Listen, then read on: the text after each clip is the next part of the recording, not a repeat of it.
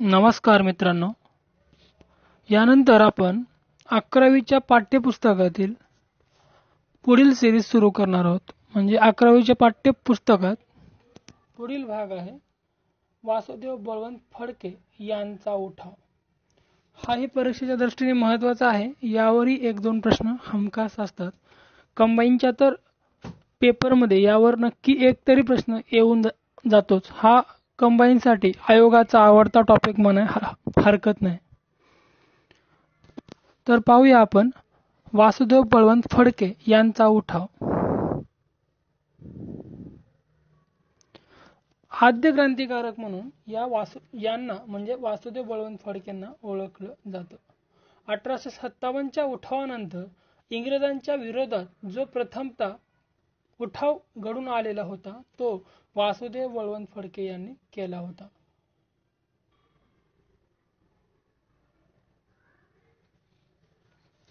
त्यांचा जन्म 4 नोव्हेंबर 1846 रोजी झाला. त्यांचा जन्म 4 नोव्हेंबर 1846 साली रायगड जिल्ह्यातील शिराढोण येथे झाला. त्यांच्या घराण्याकडे कर्नाळा किल्ल्याची किल्लेदारी होती. कोणत्या किल्ल्याची? तर कर्नाळा किल्ल्याची. मात्र मराठी सत्तेच्या ऱ्हासानंतर त्यांच्या कुटुंबियांचे उदरनिर्वाहाचे साधन नाहीसे झाले व त्यामुळे त्यांना शिक्षणही पूर्ण करता आले नाही. उदरनिर्वाहासाठी प्रथम ते रेल्वे खात्यात लिपिक म्हणून कामाला लागले. त्यानंतर लष्करी खात्यात लेखा विभागामध्ये ते नोकरीला आले. यावर आयोगाने 2 ते 3 वेळेस क्वेश्चन यावर आधीच आलेला आहे. त्यामुळे या लाईनिंगकडे लक्ष देऊन पहा.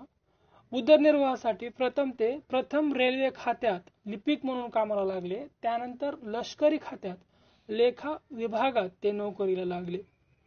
आईच्या अंत्यविधीसाठी उपस्थित राहता न आल्यामुळे त्यांनी नोकरी सोडली.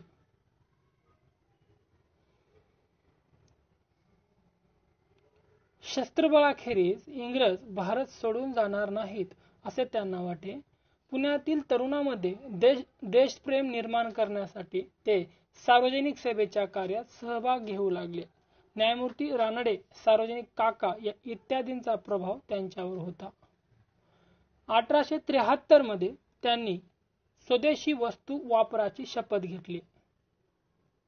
सामाजिक ऐक्यासाठी ऐक्यवर्धिनी संस्था सुरू केली. 1874 मध्ये पुणे येथे पुणा नेटिव्ह इन्स्टिट्यूशन ही शाळा त्यांनी सुरू केली व या शाळेमार्फत स्वदेशीचा पुरस्कारही त्यांनी केला.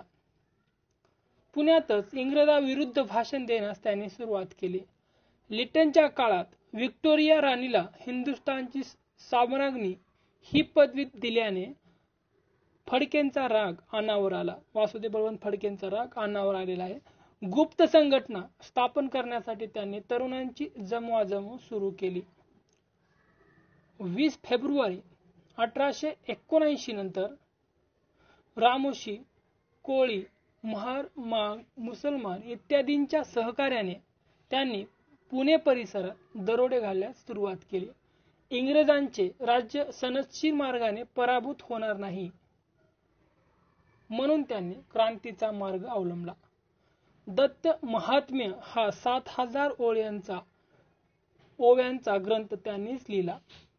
दौलतराव नाईकाच्या मदतीने लोणीजवळ धामरी गावावर त्यांनी पहिला दरोडा घातला. यावरही प्रश्न येऊन गेलेला आहे.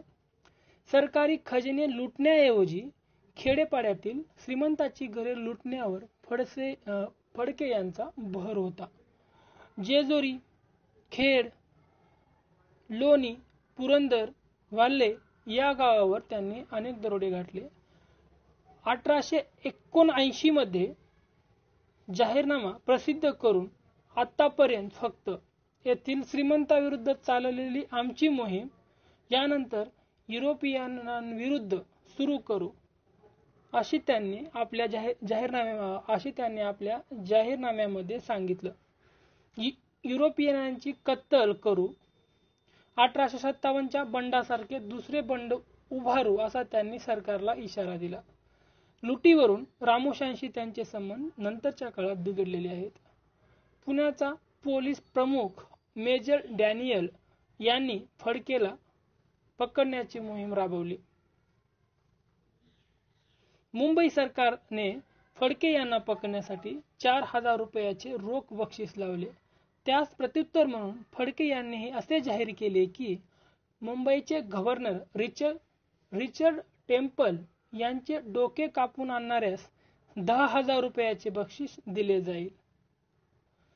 नंतरच्या काळात फडकेंनी आपला मोर्चा कोकणातून कोकणाकडे वळवलेला पाहायला मिळतो. रामोशांनी नंतरच्या काळात त्यांची साथ सोडली, कारण पैशासाठी त्यांचे वादविवाद झाले आणि रामोशांनी वासुदेव बळवंत फडके यांची साथ सोडली. कोकणातून गाणगापूरला ते गेले. त्या दरम्यान पुण्यातून विश्रामबाग वाडा आणि बुधवार वाड्याला आग लावण्यात आलेली होती. पोलिसांना फडकेवर संशय आला, मात्र ही आग कृष्णाजी रानडे यांनी लावलेली होती.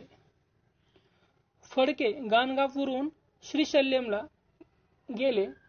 तिथे रघुनाथ भटाने त्यांची भेट घेतली.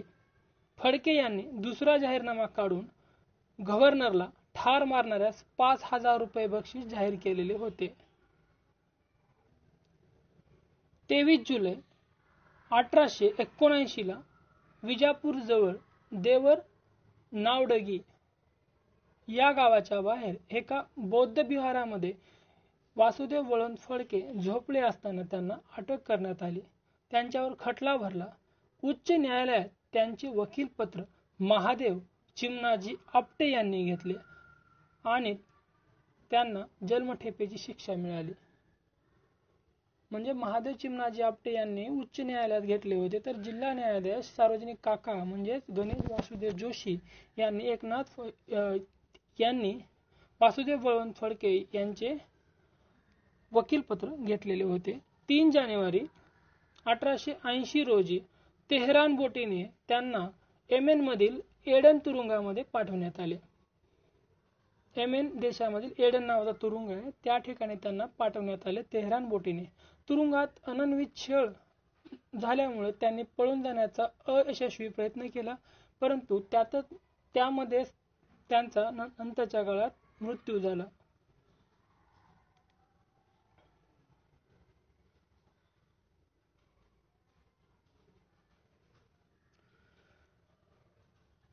अमृत बाजार पत्रिकेने त्यांच्या अटकेनंतर नोव्हेंबर 1879 मध्ये लिहिलेल्या लेखामध्ये देशप्रेमाने ओथंबलेला हिमालयासारखा उत्तुंग महापुरुष असा त्यांचा गुणगौरव केलेला आहे.